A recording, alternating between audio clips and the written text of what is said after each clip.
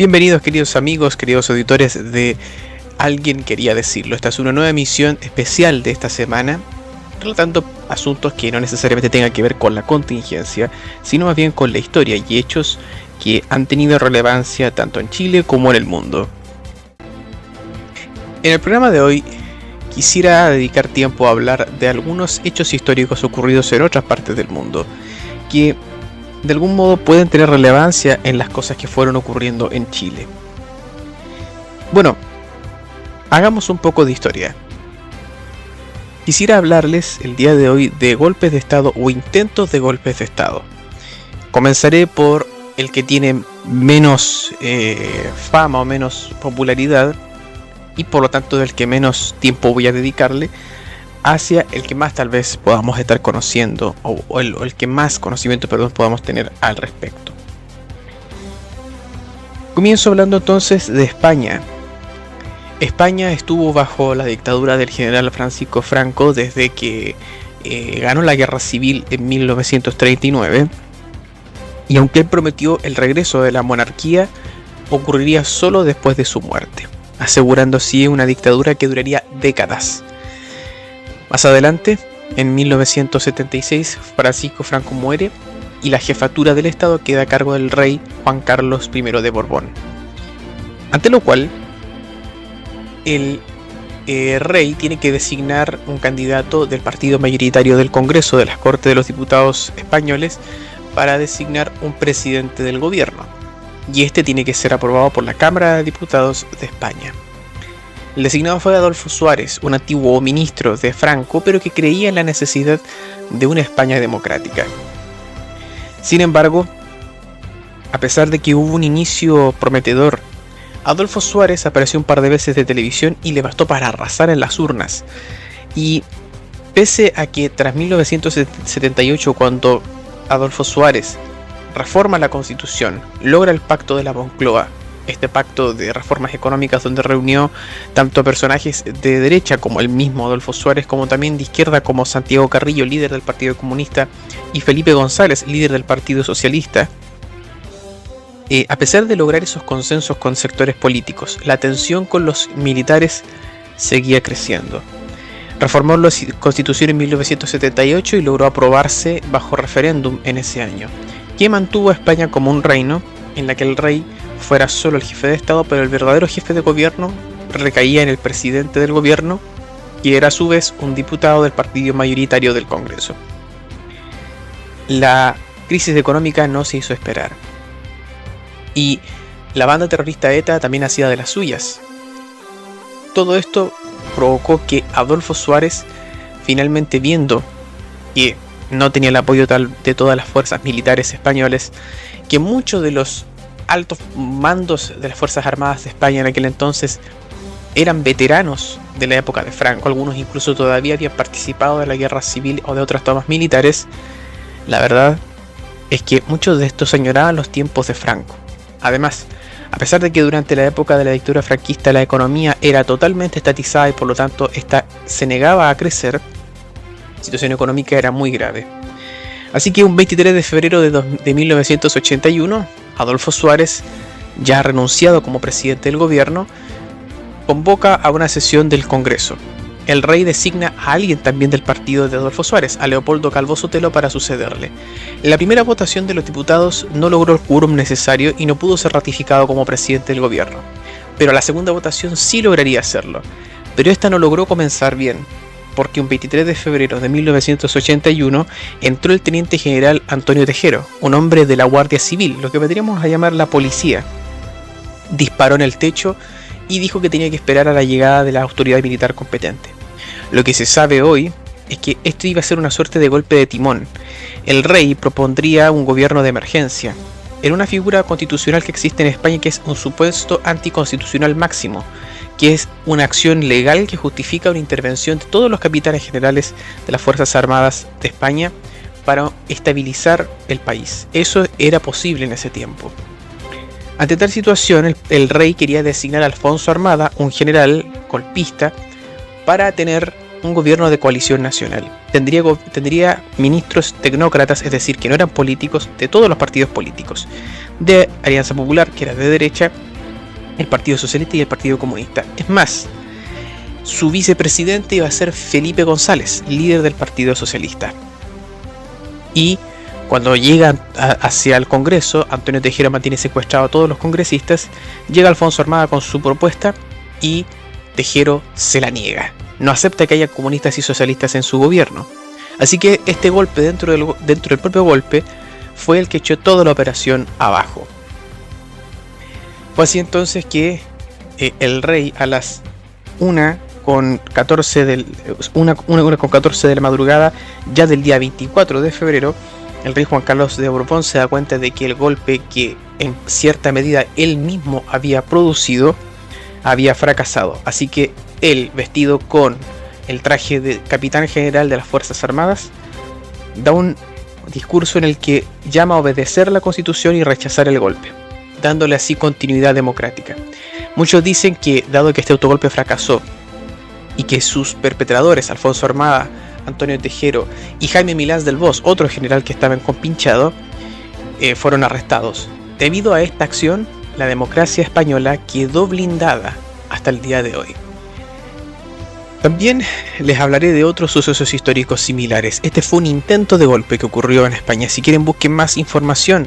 Memorias de Pez es un gran canal de YouTube que habla del 23F, y busquen también videos relacionados con el gran periodista Matías Prats, que lo reseñé hace un par de días. ¿Recuerdan cuando hablé del tema del 11 de septiembre del 2001? Bueno, él también reseñó, hizo una excelente crónica del 23F.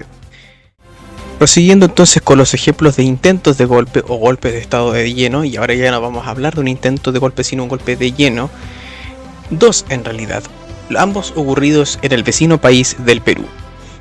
Un 3 de octubre de 1968 el presidente Fernando Belaúnde Terry estaba gobernando, pero su gobierno se vio interrumpido por el golpe de estado liderado por el general Juan Velasco Alvarado. Las Fuerzas Armadas entonces llevaron adelante lo que ellos denominaron el gobierno revolucionario de las Fuerzas Armadas. Juan Velasco Alvarado era un hombre conservador pero de izquierdas, admirador de Fidel Castro, y de hecho llegó a sacarse una foto con Salvador Allende. Fernando Belaúnde Terry era un hombre moderado, de socialdemócrata, y con el paso de los años se volvió de derecha. Y Fernando Belaúnde Terry, el civil me refiero, siempre había sido elegido presidente debido al miedo que provocaba el líder aprista Víctor Raúl Haya de la Torre, quien en ese entonces era muy socialista y que provocaba temor en muchos sectores de la población. Ante lo cual, la elección de Fernando Belaúnde Terry era la correcta. Sin embargo, este golpe también llegó en un marco en el que toda Latinoamérica estaba envuelta en situaciones así. En Argentina hubieron sucesivos golpes a los presidentes Perón, Frondizi y Arturo Illia, y en Paraguay el gobierno del general Stroessner.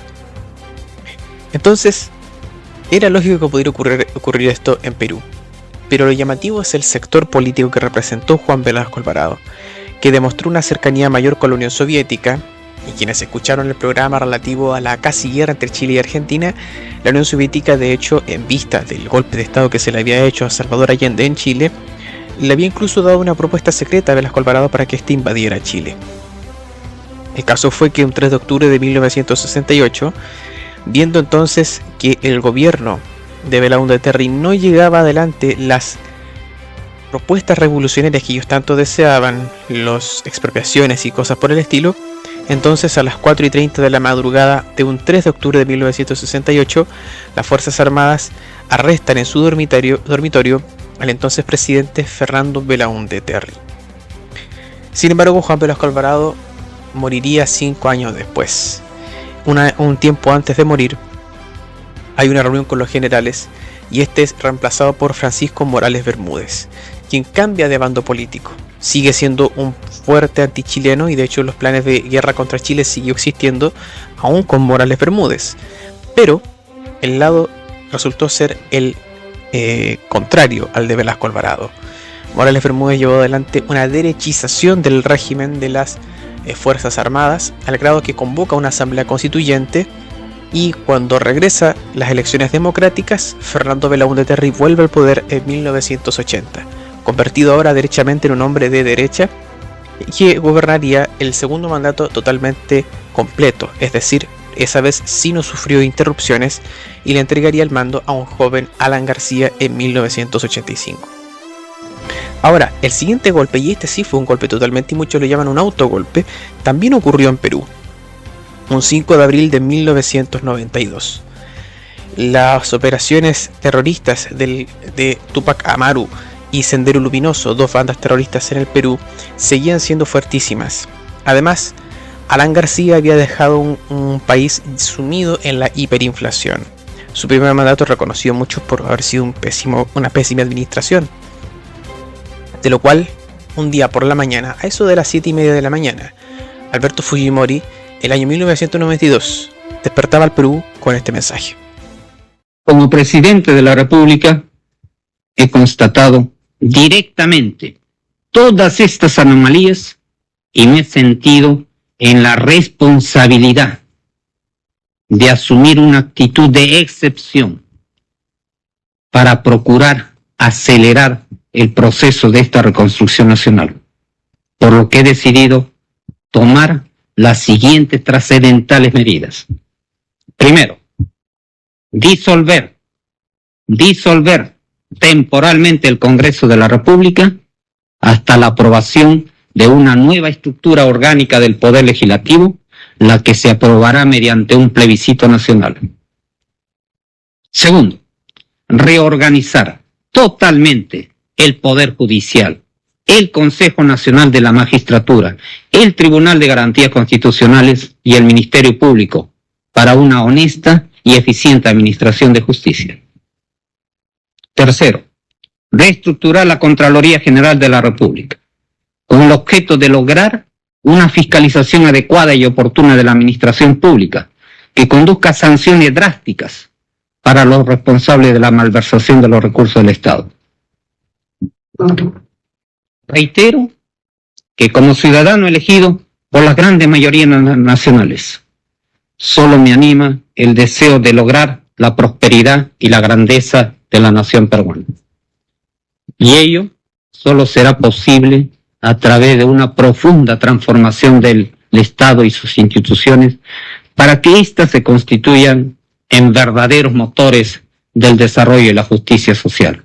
Y pese a ser una interrupción clara del orden constitucional y de la democracia como tal, la respuesta de la gente fue bastante llamativa, porque muchos de ellos consideraban al Congreso un verdadero nido de corrupción, al grado que el propio Fujimori lo avivaban. Fíjese usted. Tuve la oportunidad de salir a las calles el día 6 de abril de 1992. Una multitud, una muchedumbre, todos en la calle, aprobaron la medida, apoyaban y decían nuevamente, ¡viva el chino! El resultado que tuvo esto fue que el gobierno autocrático de Fujimori se extendió hasta el año 2000. Se logró hacer una reelección inmediata el año 1995, superando al afamado y honorable Javier Pérez de Cuéllar, ganando por cerca del 60% de los votos. Sin embargo, el año 2000 buscó un tercer mandato que le ganaría a Alejandro Toledo, pero esa elección se demostró fraudulenta. Alberto Fujimori huye a Japón y desde allí renuncia. El Congreso le rechaza su renuncia y le hace un juicio político y lo destituye. Convocan entonces dentro del Congreso a Valentín Paniagua Curaçao para que sea presidente del Congreso y ejerciera la titularidad del Poder Ejecutivo hasta el noviembre del 2001, donde ganaría las elecciones finalmente Alejandro Toledo. El retorno a la democracia formal en Perú ocurre este año, 2001, y en adelante han habido una seguidilla de presidentes que, terminando sus mandatos, dan directo a la cárcel, Fujimori entre ellos. Continúo hablándoles de historia, en este caso de los otros dos golpes de Estado, o el golpe de Estado y el intento de golpe de Estado, que van a tomar las siguientes secciones del programa. Los dos en Argentina. 1976, un 24 de marzo de 1976, se interrumpió el gobierno constitucional de la presidenta Isabel Martínez de Perón. Había fallecido su esposo y ella era la vicepresidenta de ese gobierno. ¿Cómo había llegado hasta ese punto? Había una guerrilla subversiva, el ERP, Ejército Revolucionario del Pueblo, y también montoneros, una rama del peronismo que se había hecho más izquierdista y que tenían entrenamiento de parte de Cuba, según informan algunas fuentes. Ante tal caso, y la proscripción del peronismo solo avivaba la existencia de montoneros, la última dictadura previa al retorno de Perón en 1973 había habilitado una elección.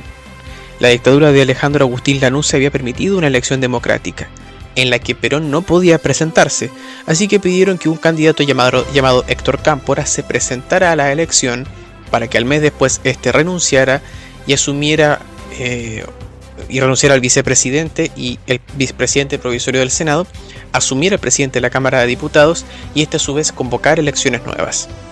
De esta manera entonces Raúl Lastiri quedó posicionado como presidente y Héctor Cámpora fue avivado de la siguiente manera. Haré con honestidad de hacer lo que el pueblo quiere. Y claro, lo que en ese momento se estaba pidiendo era la vuelta de Perón. Lo que no muchos comprendieron era que con la vuelta de Perón no estaba asegurada que la participación de los montoneros y estos ejércitos paramilitares fuera institucionalizada o permitida por el nuevo régimen de Perón. Eso era lo que ellos imaginaban. Perón logra sostener conversaciones con dos personajes que el gran autor Juan Bautista El Tata Joffre logra relatar, con su médico, Puigverse, y también con un alto director de la CIA, Denno Waters.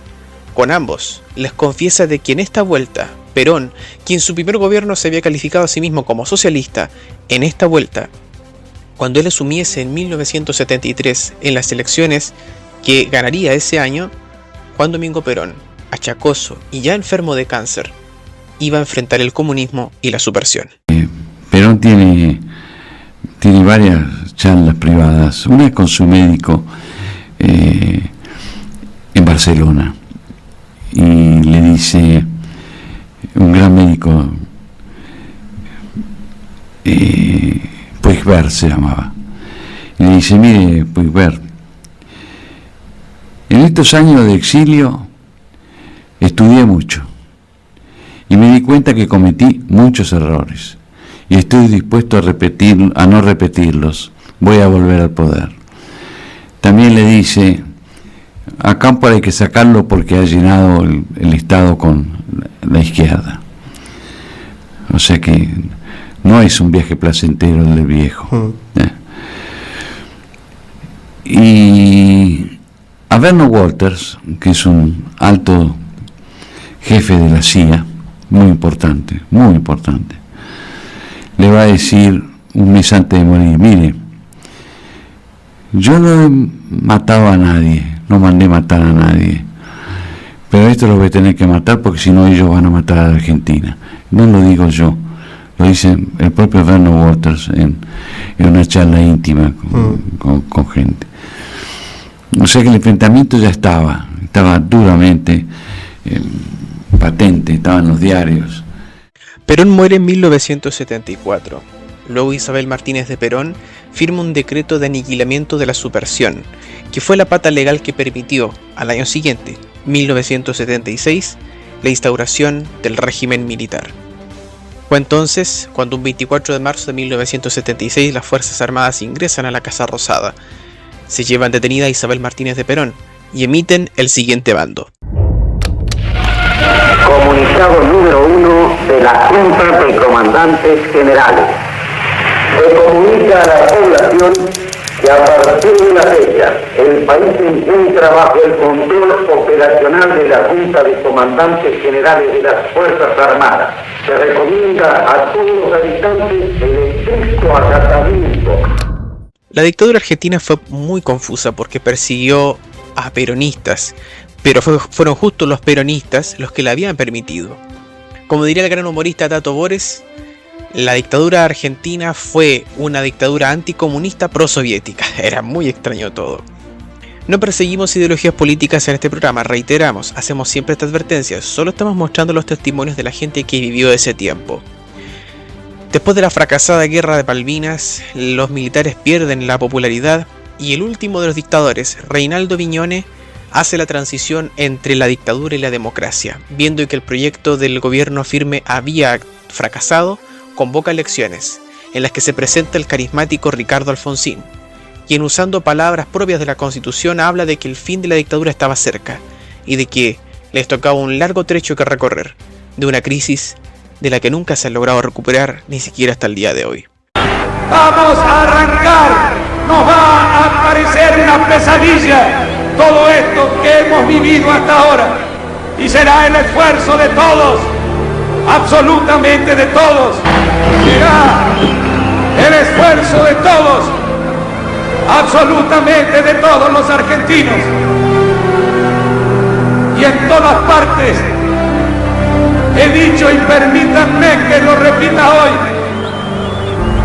porque es como un rezo laico y una oración patriótica, que si alguien distraído al costado de camino cuando nos ve marchar nos pregunta cómo juntos, hacia dónde marchan, por qué luchan, tenemos que contestarle con las palabras del preámbulo,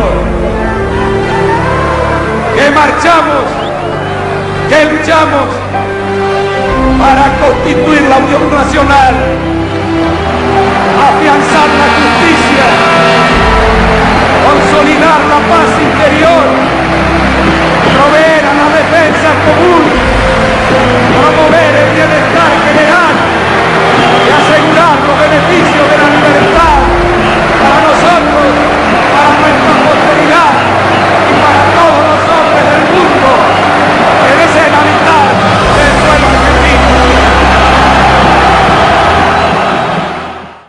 Como diría uno de los miembros del Lelutier, Marcos Munstock, para los argentinos Alfonsín fue una suerte de recreo en las ilusiones.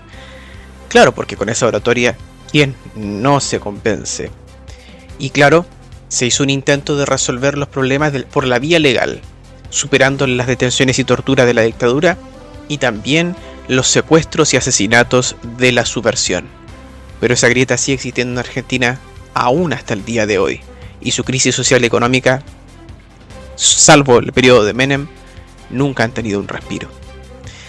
Pero ese no fue el único golpe que tuvo que enfrentar o protagonizar Alfonsín.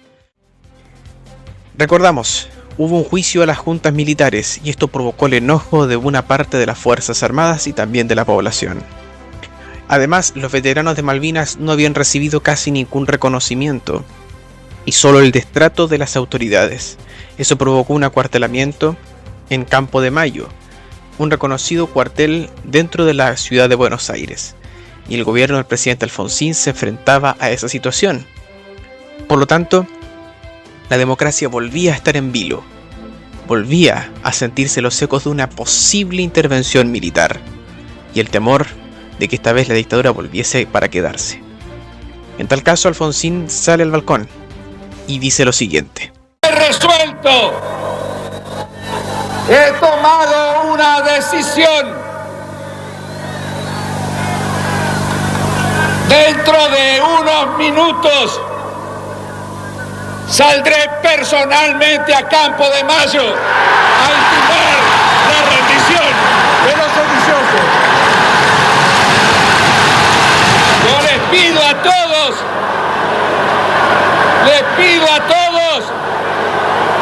que me esperen acá. Les pido que me esperen acá. Y si Dios quiere y nos acompaña a todos los argentinos, dentro de un rato vendré con las soluciones.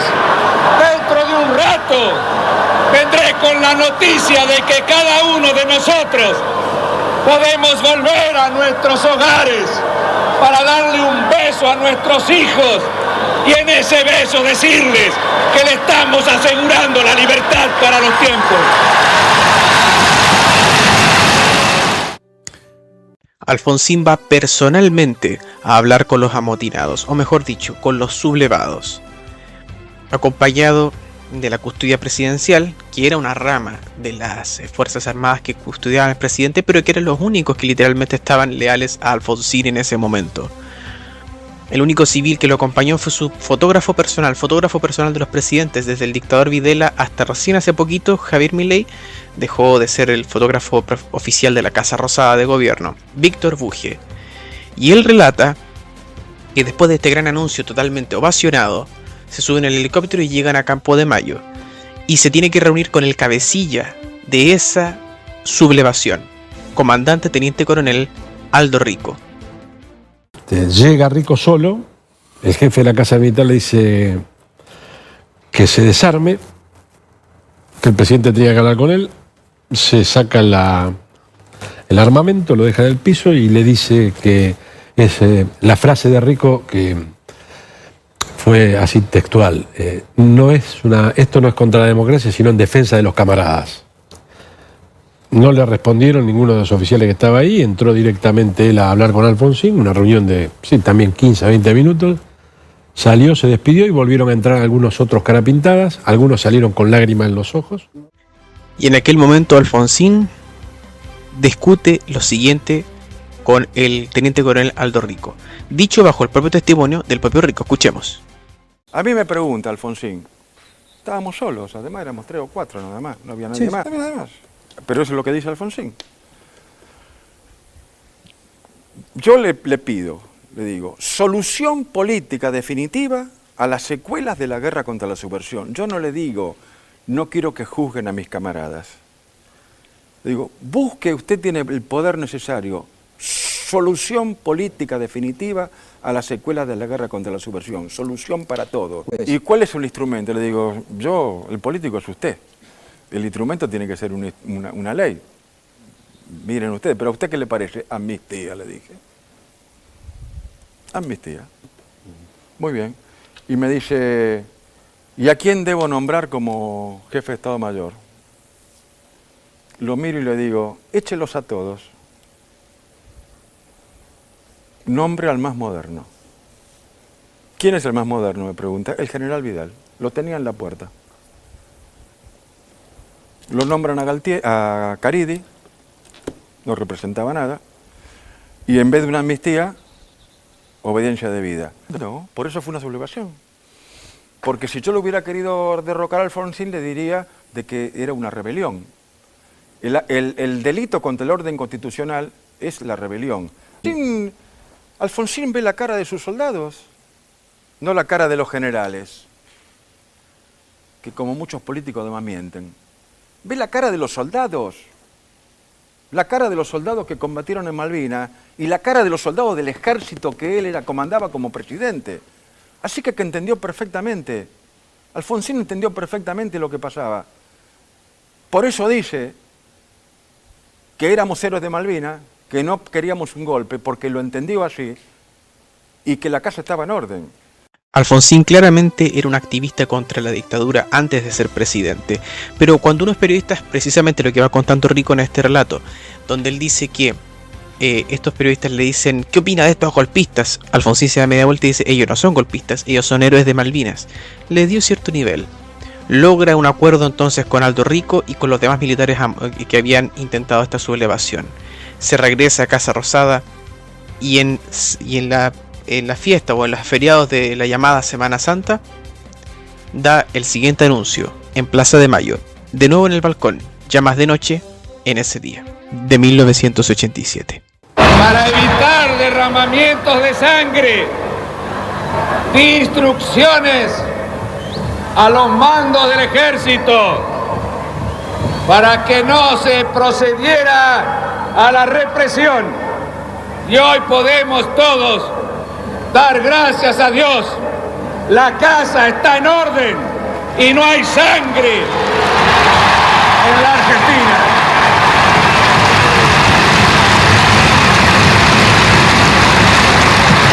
Les pido a todos ustedes vueltas a sus casas, a besar a sus hijos, a celebrar las Pascuas en paz de la Argentina. En adelante, solo hubo algunas intentonas el año 89 y el año 90 ya en el gobierno de Menem. Pero la democracia argentina, con ese acto, quedó blindada. Y ese intento de golpe ha sido recordado para toda la historia y en adelante los procesos democráticos se reabrirían tanto en Argentina como en toda Latinoamérica. Ha sido un honor como siempre estar con ustedes y compartir algunas piezas de historia con ustedes, queridos amigos. Que pasen un excelente día. Adiós.